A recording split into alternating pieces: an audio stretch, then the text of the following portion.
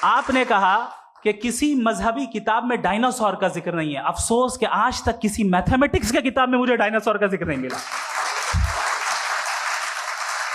तो इसका मतलब मैथमेटिक्स की किताब बेकार है? नहीं, उसका वो टॉपिक नहीं है। रेवलेशन का और मजहबी किताबों का टॉपिक ये नहीं है कि आपको आके बताए साइकिल कैसे बनाते हैं, या आकर ये बताएं कि जो है डायनासोर कब था। वो तो मोरालिटी सिखाने आया है, गॉड के बारे में बताने आया, नॉन फिजिकल रियलिटी की हकीकत को सिखाने के लिए आया। रिलीजियन साइंस को रोकता है? नहीं रोकता। अगर रोकता है तो गलत करता है। रिलीजियन साइंटिज्म को रोकता है, जिसमें हमारे जावेद साहब मुब्तला हैं। साइंस और साइंटिज्म में फर्क है। साइंटिज्म यह है कि आप समझें कि साइंस और साइंटिफिक मेथोडोलॉजी ये नॉलेज को हासिल करने का वाहिद सोर्स ऑफ नॉलेज है। यह है साइंटिज्म। हम इसे रिजेक्ट करते हैं। हम साइंस को तो तरक्की करते हैं, भाई आप हमारी पूरी तारीख कर लें, पढ़ लें तो आपको पता चल जाएगा। बहरहाल ये अलग टॉपिक है। उसके बाद इन्होंने एक लफ्ज कहा, वेटिकन ने फतवा दिया। वेटिकन का फतवे से कोई ताल्लुक नहीं है, दोनों कॉन्ट्राडिक्टरी अल्फाज हैं। उसके बाद उन्होंने कहा कि भाई हमें नहीं मालूम। अगर नहीं मालूम तो क्लियरली कह देना कि नहीं मालूम है, इसमें क्या हरज है। तो वही तो मैं कह रहा हूं ना कि आप कह दें कि नहीं मालूम, लेकिन क्लेम क्यों कर रहे हैं कि गॉड एग्जिस्ट नहीं कर रहा है।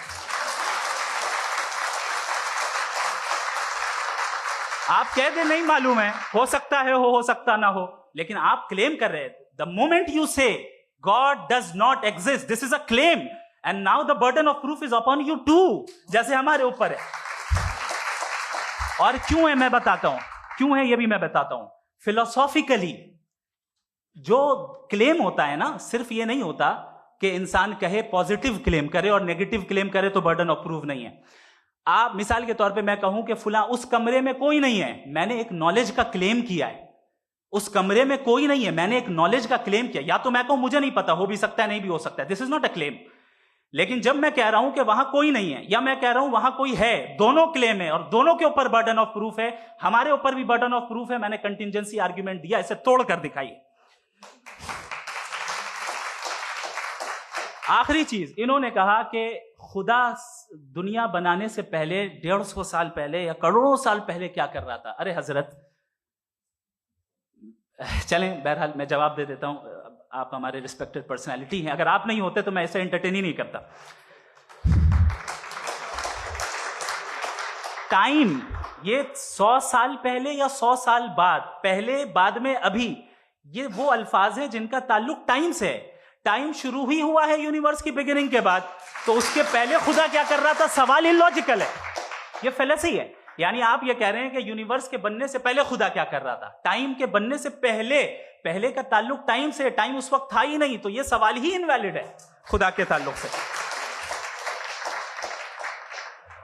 दूसरी चीज, आर्ग्यूमेंट ऑफ कंटिजेंसी जो मैंने आपके सामने पेश की है, आपने बार बार ये प्रूफ किया और ये कह रहे हैं कि गॉड ऑफ गैप्स। देखिए, पहले नहीं मालूम था, साइंस ने कर दिया। सिंपल्स की मिसाल से मैं समझा देता हूं। जिस गैप्स की आप बात कर रहे हैं ना, साइंस उन गैप्स को जिन चीज के जरिए भी प्रूव करेगा वो कॉन्टिजेंट ही होगा। अब चाहे वो फोर्स हो, मैटर हो या एनर्जी हो। लिहाजा सवाल हमारा उस वक्त भी वैलिड होगा जब तक कि आप नेसेसरी बीइंग पे ना आ जाएं, और इन्फिनिट रिग्रेस पॉसिबल नहीं है of causes in practical world, तो जाहिर है कहीं रुकना पड़ेगा। जहां रुकेंगे वही खुदा है। दूसरी चीज, आपने ये कहा, क्या कह रहा था मैं, किस पॉइंट को? What? Oh no, after that. Just now.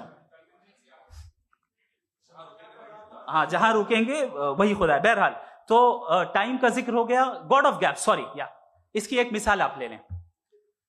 एक कार है, एक साहब ने देखा कि भाई कार जो है उसके व्हील्स कितने अच्छे लगे हुए हैं, सही जगह पे, स्टीयरिंग जो है कितने अच्छे जगह पे लगी हुई, और सीट्स कितने वेल डिजाइंड है, कितनी प्रिसाइजली ये कार काम कर रही है। तो जरूर कोई ना कोई इसे क्रिएट किया है, किसी ने क्रिएट किया है। अब जावेद साहब आए और कहे, अरे जनाब बोनेट खोलिए, इसमें इंजन है, इंजन इस कार को चला रहा है, hence prove no one has created the car. This is illogical, this is irrational. आपने इंजन के जरिए उस गैप को तो साबित किया, लेकिन क्या उससे कार की जो क्रिएशन है और उसका जो क्रिएटर है ये इम्पॉसिबल हो जाए? ऐसा पॉसिबल है? उसका सवाल खत्म हो जाए, ऐसा पॉसिबल है? नहीं। आपने गैप्स को फिल करके, कॉन्टिंजेंट चीजों से गैप्स को फिल करके हमारे ऑब्जर्वेशन को और ब्रॉड कर दिया। अब हमें और पता चल गया कि ये जो कार है इसका सिस्टम कितना ज्यादा कॉम्प्लेक्स है। पहले कम समझते थे, अब कॉम्प्लेक्सिटी और ज्यादा वाजे हो गई। अब हमें समझ में आ रहा है कि हमारी सर्टेनिटी और बढ़ गई कि जरूर इस कार को किसी ना किसी ने बनाया। यही मामला यूनिवर्स का है। साइंस हमेशा फिजिकल वर्ल्ड की चीजों को ही फिल करती जाएगी और फिजिकल चीजों से ही करती जाएगी, क्योंकि एम्पिरिकल एविडेंस का ताल्लुक फिजिकल वर्ल्ड से है। आप साइंस के जरिए मेटाफिजिकल रियलिटी को कभी साबित नहीं कर सकते। ये रॉन्ग टूल का इस्तेमाल करना है। ये वही काम है कि आप मेटल डिटेक्टर से प्लास्टिक डिटेक्टर करने चलें, जो कि जाहिर है सही नहीं है। Thank you.